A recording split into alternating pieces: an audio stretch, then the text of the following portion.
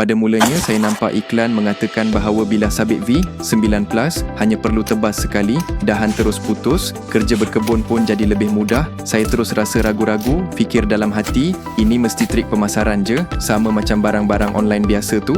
Tapi bila ramai kawan guna dan puji melambung, saya pun cuba beli satu. Lepas guna, terus rasa nak kongsi. Sabit V 9 Plus ni memang luar biasa tajam.